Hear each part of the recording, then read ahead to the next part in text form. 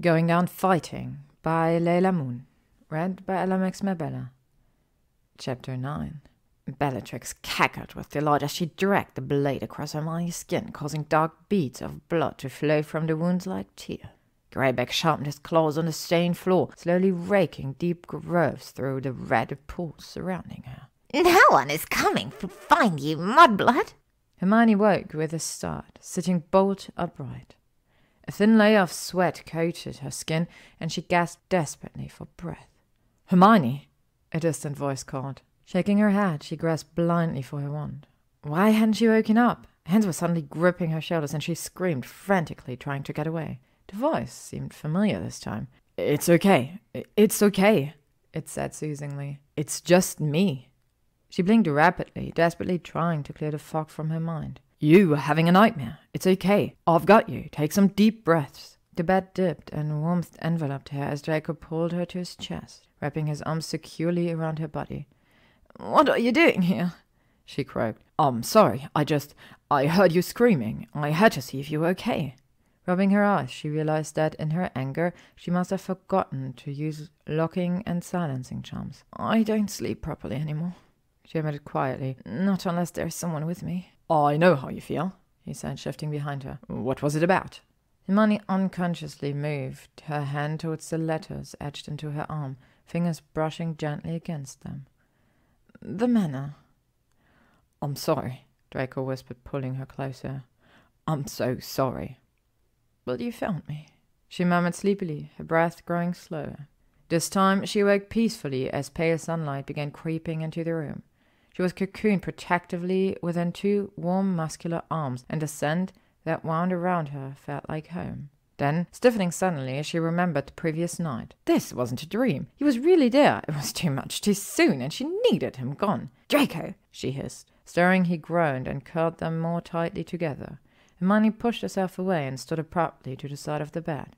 She repeated his name, louder this time, and threw a pillow at his head. The noise he made didn't sound entirely human, but at least he was awake. "You have to get out," she told him, arms folded across her chest. "No, Granger," he growled, pressing his temples tightly. "We need to talk about everything." It had not yet been 24 hours since her arrival at Hogwarts, and she could already feel her anger rising again. It was too early, and she needed coffee. "What do you want to talk about, Malfoy? Where do we even begin?"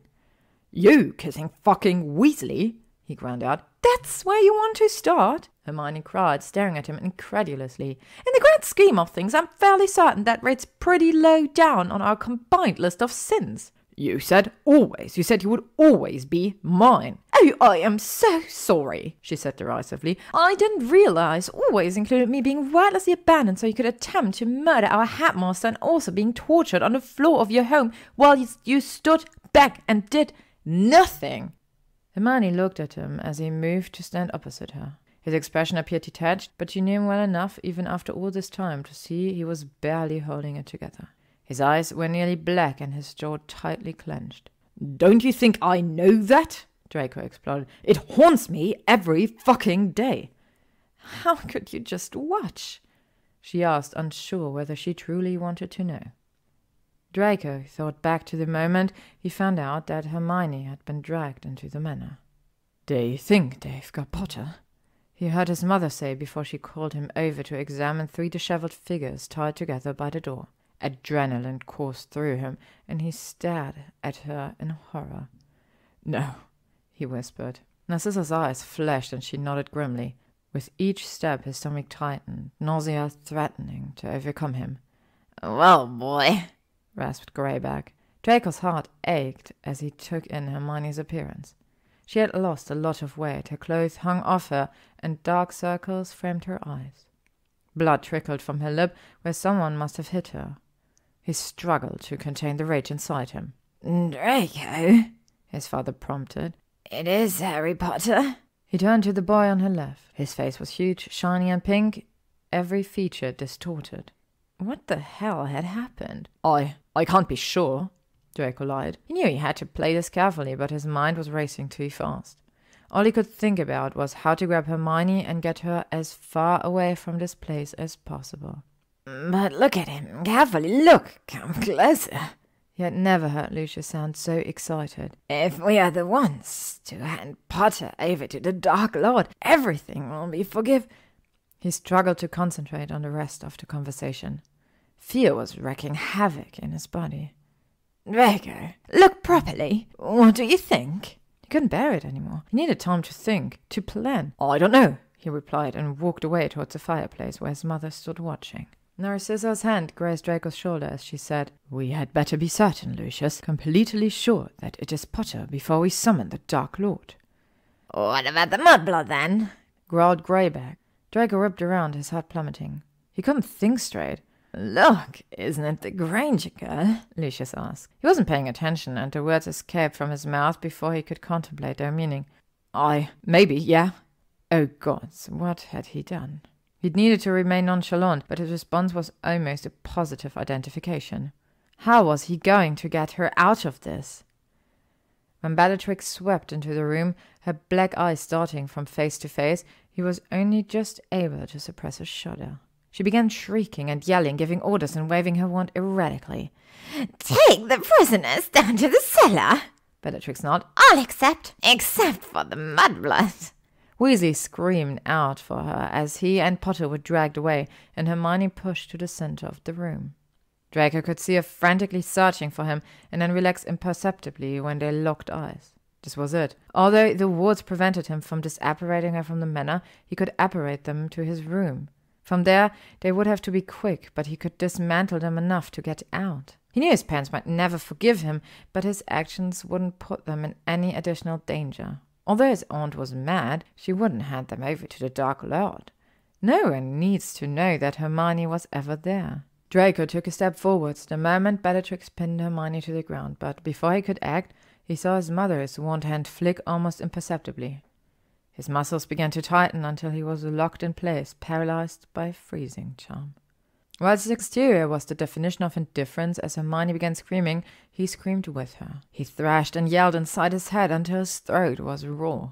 It was pain like he had never experienced it before. Watching her being tortured and yet powerless to stop it. He had left her at Hogwarts to protect her. How had things gone so badly wrong? Draco couldn't fight his mother's spell. She was too strong, so he used the only skill he had left to him, legilimency. Conjuring up the 6 years of memories between them, he gently slipped them into her mind, desperately hoping the images might provide some semblance of relief. When Potter and Weasley finally came pounding back into the drawing room, his mother relinquished her hold over him, and it was all he could do not to collapse to the floor. His vision flickered in and out as he trembled with exhaustion. "And, well, you know what happened from there," he finished. Hermione's eyes swam with tears. "I remember," she whispered. "Every time I looked at you, it was like my head suddenly filled with happy thoughts. I could see us so clearly." "It was the only thing I could do," Draco said, his voice cracking. "I'm so sorry." She moved hesitantly towards him and held his hand, lacing their fingers together tentatively, as though they were third years again. "It was more than I could have asked for, Draco. Your plan, it was too risky." She was silent for a moment before continuing. "I was angry when I thought you'd done nothing, but really, when I think about it, I'd rather it were me being hurt than you. I wouldn't have wanted to risk you." He shook his head. "You're more important than me." "That's not." Hermione was cut off as a small knock sounded from the door. "Hello," she called out. "It's Theo," came the reply, and Draco stiffened. "Just wondered if you were coming to breakfast." Looking sheepishly over her shoulder, she replied, "Oh, yes, I'll be down in a second." "Great, I'll wait for you in the common room." She could have sworn she heard a low growl escape Draco's throat as Theo's footsteps faded away. To be continued. Thank you for listening to Going Down Fighting by LeilahMoon, read by Ella Max Mabella. If you would like to stay up to date on upcoming chapters and stories, you can follow me on YouTube, Spotify, AO3, Instagram, or Tumblr.